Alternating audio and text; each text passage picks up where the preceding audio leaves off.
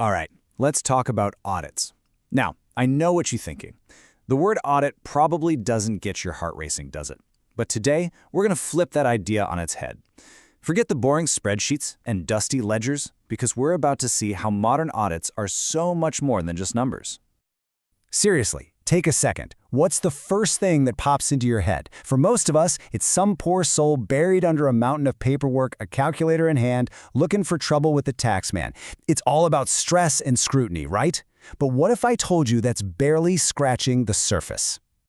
So, let's start with something you probably didn't know. The word audit actually comes from the Latin word audiere, and audiere means to hear. Think about that. It totally changes things. An audit isn't just about looking at the data. It's about listening to a company's whole story to figure out if it's actually true. Really, the best way to think about a modern audit is like a full-body health checkup for a company. We're not just checking its financial blood pressure anymore. No, this is a deep dive into its ethics, its impact on the world, and even how it protects itself online. So let's break this checkup down into 3 big parts. First up, honesty. This is the absolute foundation. These are the kinds of audits that check if a company is playing fair, following the rules, and basically acting with some integrity. So this whole thing starts with checking a company's moral compass, and that's done with something called a corporate governance audit. But what if you think that compass is completely broken? Well, that's when you call in the big guns for a forensic audit. Let's tackle the first one. A corporate governance audit really boils down to one simple question. Is this company being run fairly for everyone? I'm talking not just the CEO, but the investors, the employees, you and me. It's all about making sure they're acting ethically. And to do that, this kind of audit looks for 4 crucial pillars. The first pillar is accountability. Think of it like this. Who answers to whom? You've got the management team, and they report to the board of directors. And who does the board answer to? The shareholders, the actual owners of the company. It's a chain of command for responsibility, so you always know who's steering the ship.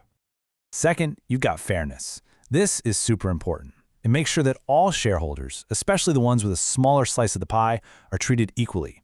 It's all about protecting the little guy from getting steamrolled by the majority. So your investment, no matter how small, is safe.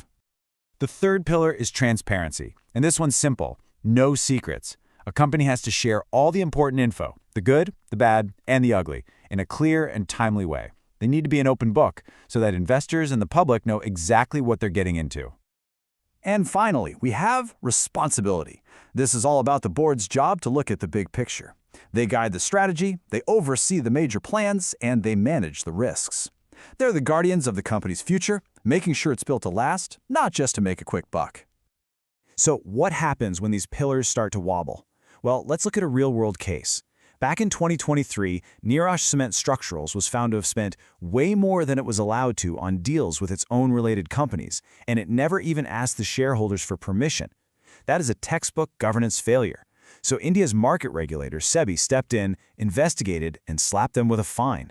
It goes to show you, these rules have real teeth. But what if you suspect it's something worse than just breaking a rule? What if you suspect a crime? That's when you call in the corporate detectives for a forensic audit.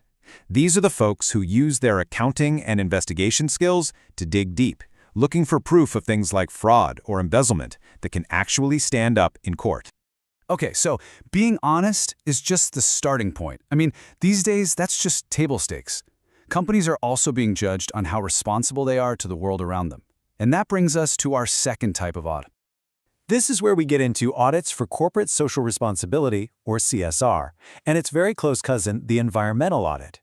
These are all about measuring a company's impact outside its own 4 walls. So who exactly needs a CSR audit? Well, in India, it's actually the law for bigger companies. If a company hits any one of these numbers, a net worth over 500 crore, turnover over 1,000 crore, or a net profit over 5 crore, it has to spend at least 2% of its profits on CSR projects. Basically, if you're a big player, you've got to give back. And you might be surprised by what actually counts as CSR. An audit will verify spending on a massive range of things, from fighting hunger and poverty to promoting education, protecting historic sites, and even funding training for Olympic sports. The scope is way broader than you'd think. Right alongside that is the environmental audit. This is a deep dive into a company's actual footprint on the planet. its effect on our air, our water, and our land.